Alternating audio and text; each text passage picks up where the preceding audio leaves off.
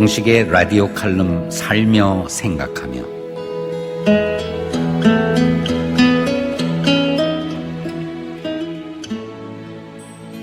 청취자 여러분 안녕하십니까? 오늘은 조금은 생소하나 흔히 발생하는 일이라 혹시라도 도움이 될까 하여 다루어 보려는 것입니다.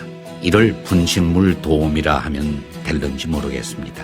하루 평균 2천여 명이 쇼핑을 하니까 별의별 일들이 다 일어난답니다.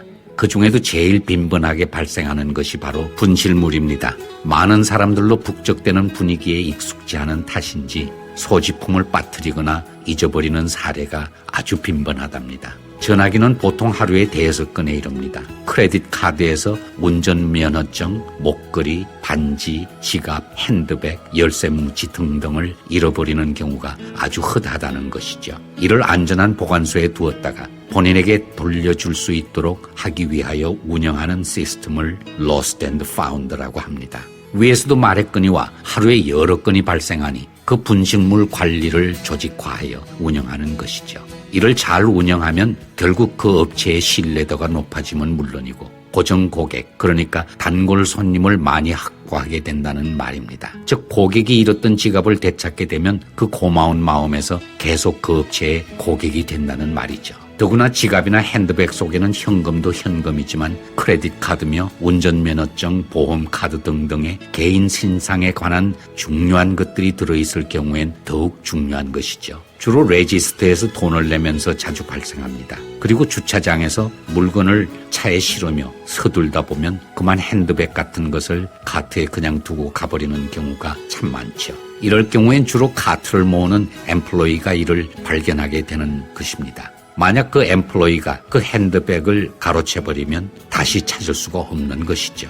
따라서 회사 측에서는 정직한 사람을 고용하려고 애를 쓴답니다. 그렇게 고객이 잊고 간 물건들을 Lost and Found에 보고하여 들어온 물건들을 어떻게든 본인에게 되돌려 주려는 것이죠. 웬만한 사업체면 이 Lost and Found를 운영하지만 그 회사의 직원들이 얼마나 정직한가에 따라 다를 수밖에 없는 것이죠. 대개의 경우는 제대로 운영되고 있다고 보면 될 듯합니다.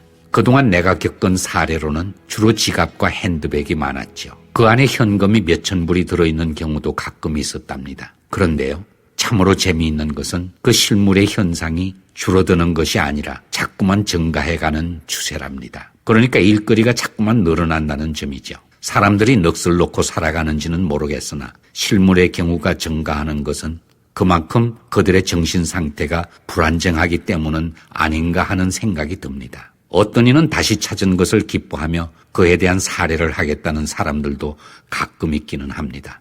그러나 회사의 규칙상 사례를 받을 수가 없도록 되어 있답니다.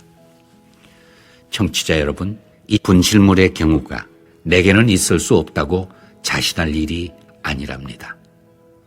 혹 이와 같은 일이 발생하면 우선 어떤 곳을 내가 들렀는가를 돌아보며 그 업체에 전화를 하여 확인해 볼 것을 권합니다.